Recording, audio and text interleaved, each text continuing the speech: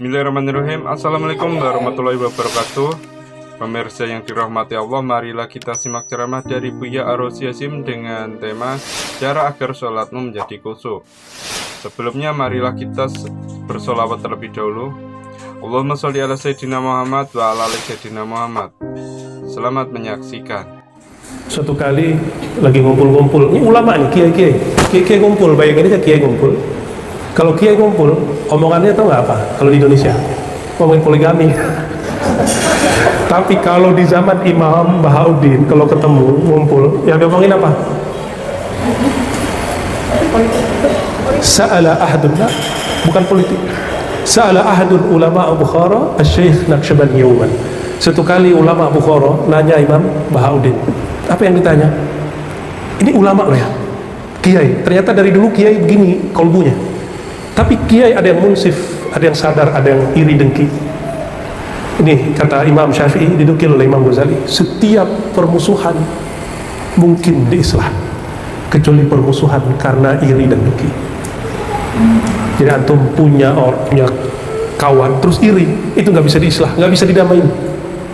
Kita mau ngapa-ngapain salah, kita sapa dia, kita bentak dia, kita senyum dikira nyengir. Ya, kita sampaikan salam dibilang suul adab deh, suruh kirim salam mana gitu. Serba salah orang begitu. Maka orang iri dengki, cukup kita berdoa min syarr inna na'udzubika min syarri hasidin idza hasad. Ya Allah, kami berlindung kepada Engkau daripada iri orang-orang yang iri dan dengki. Nah, ini ulama Bukhari ini munsif, dia tidak iri, tidak dengki. Lihat Imam Bukhari, Imam Bahauddin Naqsyabandi al-Bukhari ini, beliau ramai pengikutnya. Hatta raja-raja datang ngirimin hadiah, ya, tapi beliau gak terima. Habis diterima, beliau kasih ke orang lain. Ya. Apa yang ditanya? Kaifa yahdurul qalbu fis shalah? Bagaimana supaya hati saya hadir, connect? Kalau bahasa antum, cara khusyuk di dalam sholat. Gimana caranya? Ya, fa'ajaba Syekh, dijawab oleh Syekh, hudurul qalbi yubda minal luqmatil halal. Hati yang hadir bersama Allah dimulai dari makan yang halal. Makan halal itu secara zahir didapat dari mata pencarian yang halal. Secara hakikat dihalalkan dengan bismillah. Dihalalkan dengan bismillah. Wa anta tatafakkar fi ni'amillahi alaik. Engkau sedang makan, engkau ingat nikmat Allah, bahwa yang mengenyangkan adalah Allah. Jadi kalau lagi makan sudah bisa ingat Allah, apalagi lagi sholat. Termasuk nanti bagi yang menikah, melakukan hubungan suami istri, itu lebih indah lagi, lebih lezat daripada orang yang tidak ingat Allah. Ya, ya, yang belum menikah tahan-tahan napas saja. Summa biyaqzatil qalbi indal wudu hatta tasila ila takbiratul ula indaha yubda hudurul qalbi fi shalah. Yang kedua, itu baru satu. Yang kedua, ini yang saya ingat ajaran ayahanda saya dulu, bapak saya, waktu saya masih sanawiyah, masih ngambil thariqat samaniyah, belum Naqsyabandi. Beliau, saya tanya, Pak, kalau mau khusyuk gimana caranya? Itu anak kelas 1 MTS, nanya, 1 SMP. Jadi akhir kelas 1 itu saya mulai sholat. Jadi kelas 1 itu sholatnya kalau disuruh doang. Tapi di ujung kelas 1 saya doa, nangis, ya Allah, aku ingin rajin sholat tanpa disuruh-suruh. Gimana caranya? Saya nangis. Di awal kelas 2 langsung ambil thariqat samaniyah. Tapi sholat, hati hadir tapi tidak terasa khusyuk. Nggak lezat gitu sholatnya. Maka saya tanya kepada ayah saya, beliau khalifah thariqat Naqsyabandiyah, Pak, gimana cara khusyuk? Apa jawaban beliau? Sholat itu tidak sah tanpa wudhu. Maka dalam sholatmu tidaklah dapat ingat Allah kalau dalam wudhumu tidak ingat Allah. Saya ingat sampai hari ini. Sederhana kan? Sederhana tapi kita lupa. Jadi wudhu itu jangan ya, wudhu itu hati-hati, pelan-pelan, nggak usah cepet-cepet, nggak usah berulang-ulang banyak, nggak usah ragu, mantap. 1 kali, 1 kali, 2 kali, 2 kali, atau 3 kali, 3 kali. Jangan diulang lagi. Ya, hatinya terus menyebut nama Allah, berdoa, ya Allah bersihkan mataku, bersihkan semuanya, dalam hatinya doanya. Nah, itu pegangan beliau selama hidupnya. Sangat syafi'i banget kalau beliau wudhu itu, syafi'i sekali. Kalau saya kan masih syafi'inya, ngambil rukhsahnya banyak. Kalau beliau mutasyadid luar biasa ya. Semoga beliau ayahanda Syekh Muhammad Nur Akmal ya, diterima di sisi Allah dalam ridha radiyah mardiyah. Al-Fatihah. Bismillah. Ya. Apa kata beliau? Jadi trik sholat khusyuk pertama, hati hadir saat makan yang halal. Jadi makan halal dan hatinya hadir saat makan. Jadi lagi makan itu diingat yang ngasih makan tuh pada hakikatnya Allah. Zahirnya mungkin orang tua atau tempat kita bekerja gaji ya. Yang kedua, yaqzatil qalbi indal wudu hatta tasila ila takbiratul ula. Hatimu tidak putus ingat Allah dalam keadaan wudu sampai takbir pertama. Bisa nggak? Itu sebabnya di zaman Nabi SAW ada sahabat ba'da azan keluar masjid, itu Nabi marah.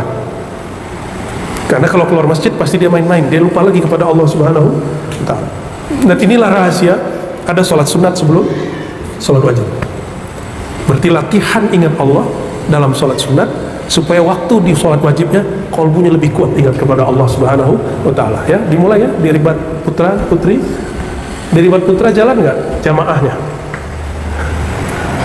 Mungkin isya jalannya, subuh lah, subuh itu penting sekali ya. Kecuali itu belum punya zaujah, waktunya pendek, gak sempat ya sama zaujah boleh, belum punya zaujah.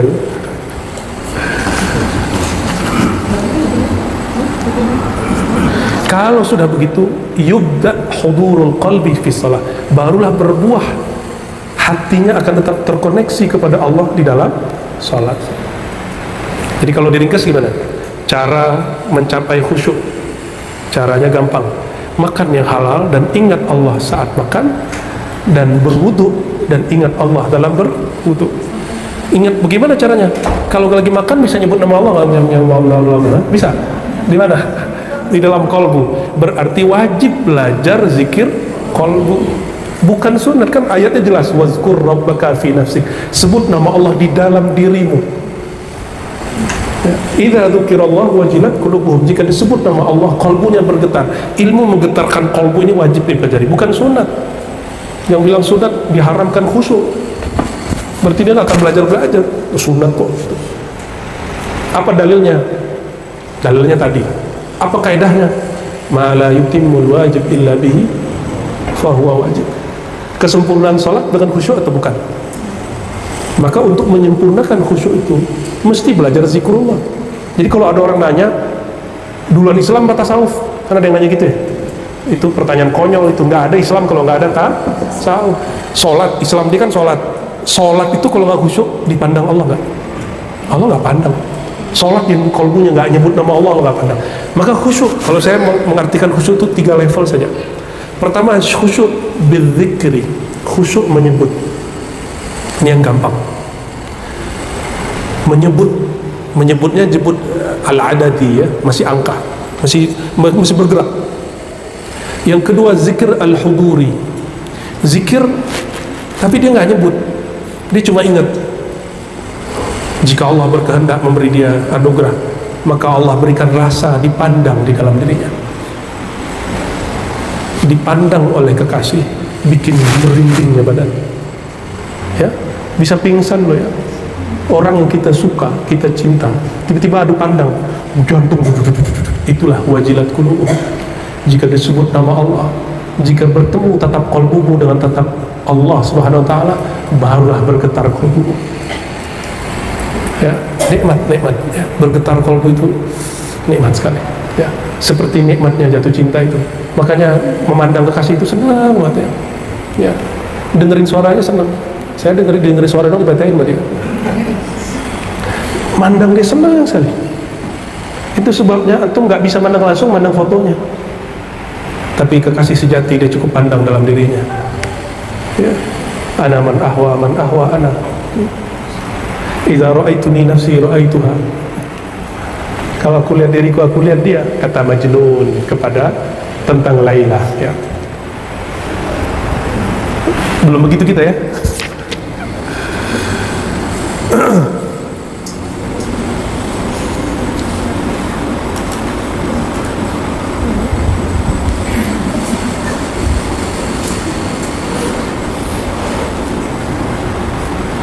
Jadi suatu kali ada murid beliau. Oh, yang ketiga. Yang ketiganya nggak boleh dijelasin sebenarnya, tapi saya kasih aja. Ya, makanya saya tutup aja tadi. Fazkuruni azkurkum. Allah sebut kamu. Gimana cerita? Kita zikir tapi kita disebut Allah gitu. Segitu aja jelasinnya. Pernah dijelasin di mana? Di Sulsel itu ada. Cari videonya. Nggak bisa diulang hari ini. Karena hal itu turunnya sekali, nggak bisa diulang berkali-kali. Hal rohani, lazahnya baca ayat itu. Fazkuruni azkurkum. Ingatlah aku ingat kamu.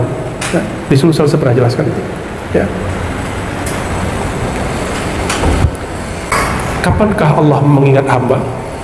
Di saat hamba mengingatnya. Nah, itu bahasa kakunya. Ya. Wa kana yuwalli ahamatan lil 'abd. Ya. Wa yuqdim ma'idatahum bi nafsihi syarifah. Ya. Beliau masak sendiri. Ya. Wa idza jatama'u lit ta'am yusihim bil muhafazah 'ala al hudur. Ya, kalau orang udah kumpul maka diingetin aja baca bismillah, ingat Allah, jangan lupa ingat Allah lagi makan gitu. Kami itu setiap suluk, kalau suluknya 30 atau 40 hari, hari ke-21 kita makan kambing. Padahal makan kambing selama 20 hari nggak ada. Kita nggak makan daging, nggak makan ikan, nggak makan telur, hanya makan sayur-sayuran atau nasi. Kalau saya lebih senang makan itu apa? Kurma atau ubi-ubian. Mau nggak ntar suluk makannya ubi-ubian? Tapi lebih mahal ubi loh daripada ini. Tapi lebih sehat. Sayur ubi. Garam dikurangi. Garam itu berat untuk ginjal. Kalau ginjalnya berat, badannya lelah, bawaannya ngantuk aja. Ya. Gula dikurangi. Maka kalau ngopinya gulanya dikit. Kalau nggak nanti pankreasnya juga bekerja keras. Ya, kenapa? Karena kita lagi ngerawat yang satu lagi namanya liver. Orang kalau suluk tidurnya kurang, berarti livernya bekerja keras. Supaya tidak semuanya bekerja keras, maka dikurang-kurangi buku itu dikurang-kurangi semua. Ya, kopi boleh, tapi nggak terlalu banyak. Kopinya kalau bisa kopi tawar, tehnya teh tawar, jangan ditawar-tawar lagi. Ya. Nanti kalau sudah siap yang di Yati Keramat, kita buat suluk Khalwatiyah Samaniyah Qadiriyah sana ya, karena itu ijazah dari guru kita, ada ijazah Thariqah Samaniyah Khalwatiyah Qadiriyah, begitu beliau menyebutnya ya. Kalau disebut lagi mungkin disebut Thariqah Al-Muhammadiyah, karena Imam Samad menyebutnya Thariqah Al-Muhammadiyah. Benar ya? Thariqah Al-Muhammadiyah Samaniyah Khalwatiyah Al-Qadiriyah. Nah, karena Thariqah Saman itu gabungan dari beberapa Thariqah juga. Ini biasa, orang gabungin Thariqah itu biasa. Kalau orang dulu mampu gabung Thariqah, masa orang sekarang nggak boleh? Zaman sudah berubah. Orang dulu nggak ada kerja dari jam 8 pulang jam 5. Sekarang antum ada kerja pulang, berangkat jam 8 pulang jam 5. Masa nggak ada kemudian revisi daripada cara suluk? Cara suluk boleh direvisi, tapi ajaran Thariqahnya nggak usah diganti. Gitu. Sekarang kalau kerja berapa hari setahun dapat izin? 12. Cuma 12. Sedangkan kami suluknya 40 hari. Kalau itu tidak kita buat suluk 10 hari, suluk 40, suluk 30, suluk 7 hari, suluk 5 hari, suluk 3 hari, mesti dibuat semua. Dan di kitab ada kok. Ya. Jangan kemudian ngomong ini nanti apa kata orang. Kan suluk di kitab 40, kok jadi 10? Nah, jangan kata orang. Harus kata ulama. Ya. Jadi nggak usah khawatir, nanti ada. Cuma di Naqsyabandi saya tidak buat suluk semalam, nggak ada. Itu hanya ada di Saman ya. 3 hari ada, tapi kita cukup jadi di Thariqah Samaniyah ya. Dan kita sudah izinkan Buya Dr. Aldomi ya, dan Buya Asfi dan Buya Yunal untuk menjadi leader di situ ya. Semoga beliau dikuatkan oleh Allah Subhanahu wa taala. Jadi talqin sekarang jangan minta ke saya lagi. Talqin mintanya ke Buya Dr. Aldomi, Buya Asfi, Buya Yunal. Oke? Jadi itu talqin Buya nafsu bener itu talqin. Talqin itu nggak boleh pakai nafsu. Makanya murid yang nafsu begitu kita minta, kamu zikir dulu ya, hayu ya. Itu untuk menghabiskan nafsu dia.